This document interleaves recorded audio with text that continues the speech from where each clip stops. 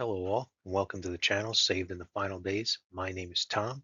I hope you're having a good week, and I hope you're staying vigilant and you are excitedly waiting for the arrival of our Savior Jesus Christ. That can happen at any time. On this channel, we believe in a pre-tribulation rapture. That is an event where those who have placed their trust in the gospel of Jesus Christ, that he is God manifested in the flesh, he shed his blood and died for your sins according to the scriptures, was buried and rose again the third day according to the scriptures. We've been sealed with the Holy Spirit of promise.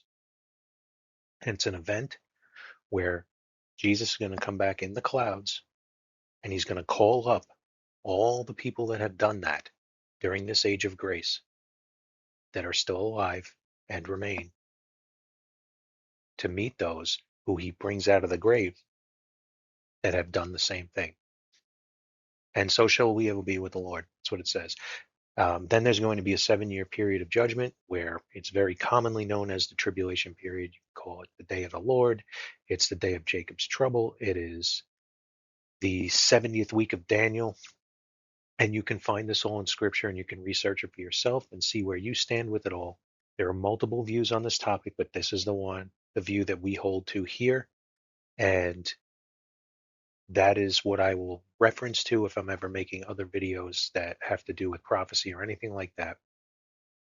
So we're anxiously and we're wait not anxiously, but we're excitedly waiting for this event because it could happen literally at any minute.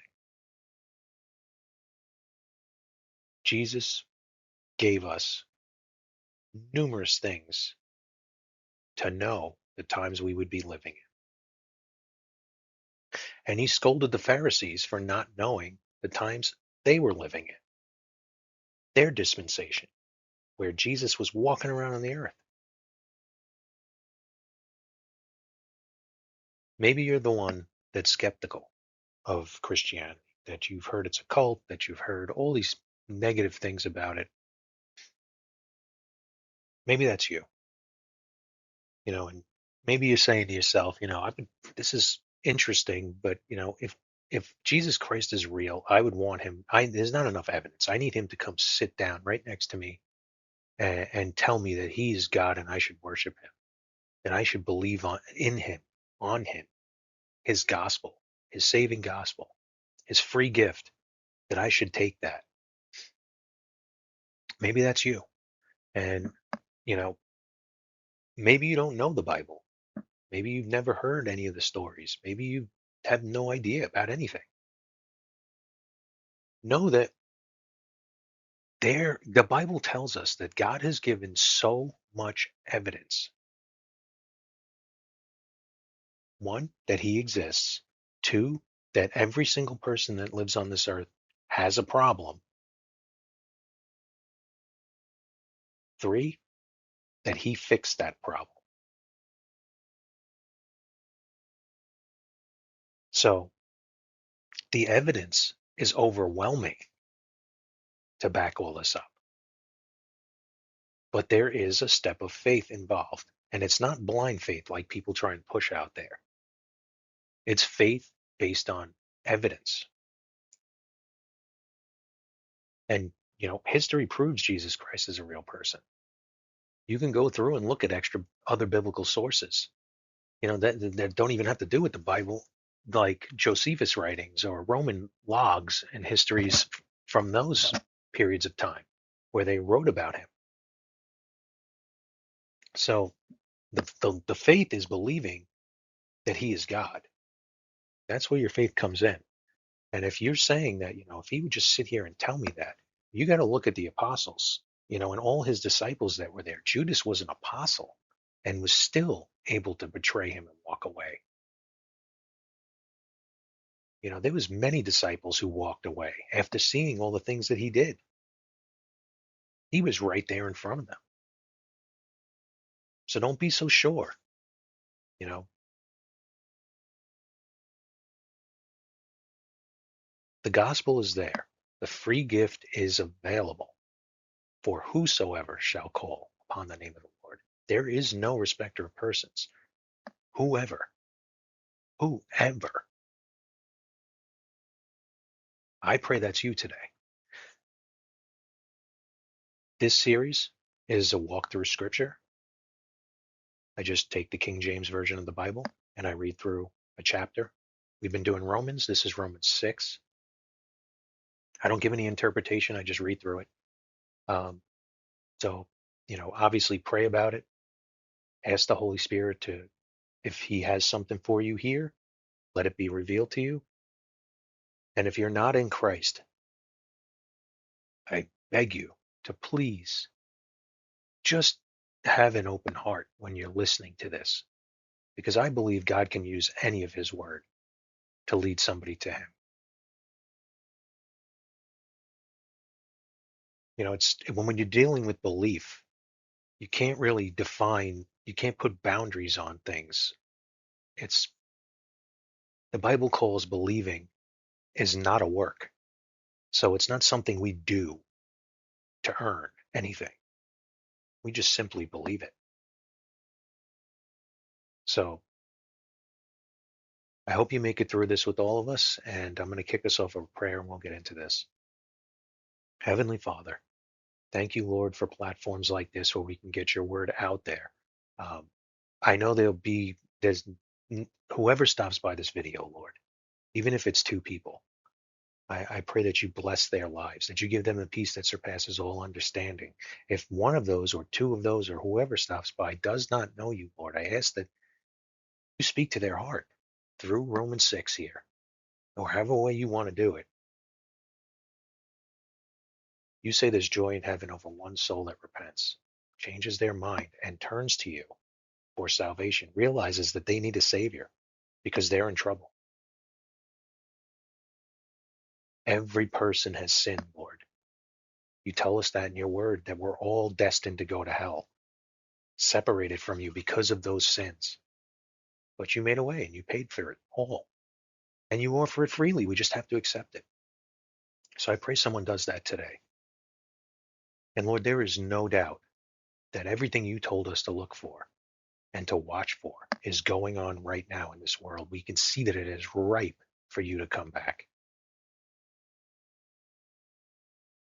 Please be with us, Lord, as we are in these days and these people out there who are losing loved ones in these wars and rumors of wars and martyrdoms and all this stuff that's going on, Lord. Be with those people, please.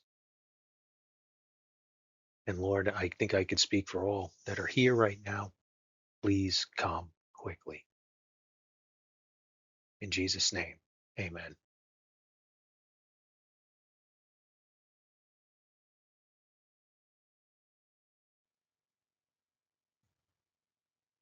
2 Timothy 2:15.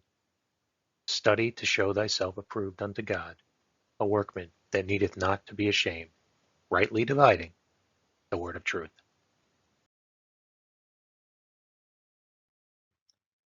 Romans 6:1-23. What shall we say then? Shall we continue in sin that grace may abound? God forbid. How shall we, that are dead to sin, live any longer therein? Know ye not that so many of us as were baptized into Jesus Christ were baptized into his death? Therefore, we are buried with him by baptism into death, that like as Christ was raised up from the dead by the glory of the Father, even so we also should walk in newness of life. For if we have been planted together in the likeness of his death, we shall be also in the likeness of his resurrection.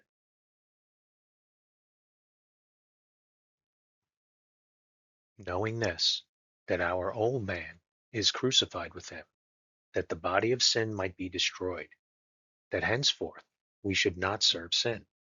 For he that is dead is freed from sin. Now, if we be dead with Christ, we believe that we shall also live with him, knowing that Christ, being raised from the dead, dieth no more. Death has no more dominion over him. For in that he died unto sin once, but in that he liveth, he liveth unto God. Likewise, reckon ye also yourselves to be dead indeed unto sin, but alive unto God through Jesus Christ our Lord.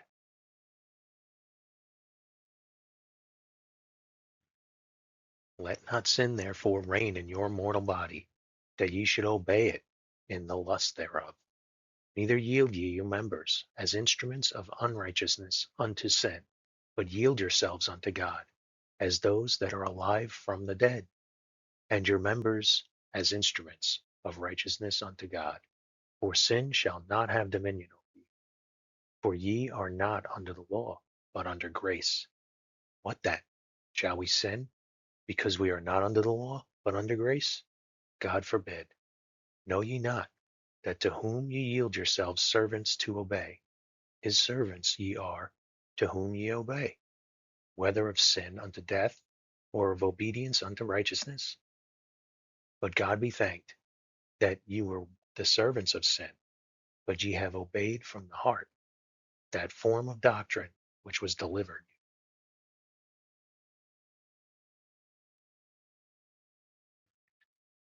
Being then made free from sin, ye became the servants of righteousness. I speak after the manner of men because of the infirmity of your flesh.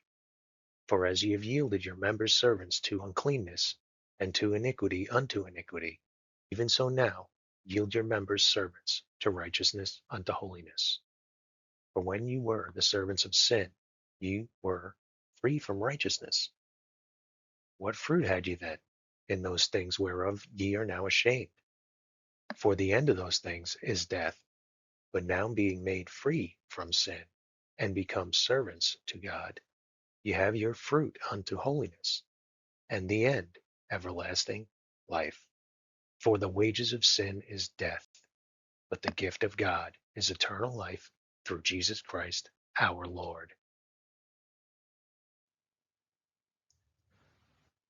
Thank you for stopping by. Jesus is coming soon.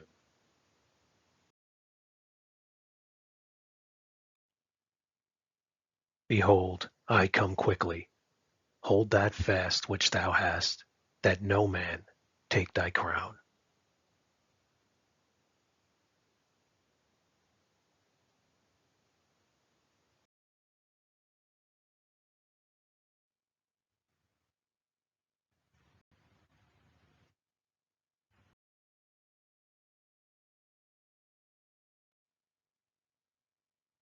How? That Jesus Christ died for your sins according to the Scriptures and was buried. He then rose again the third day according to the Scriptures.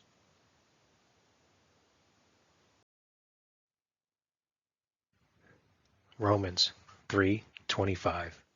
Whom God hath set forth to be a propitiation through faith in his blood, to declare his righteousness for the remission of sins that are past through the forbearance of God.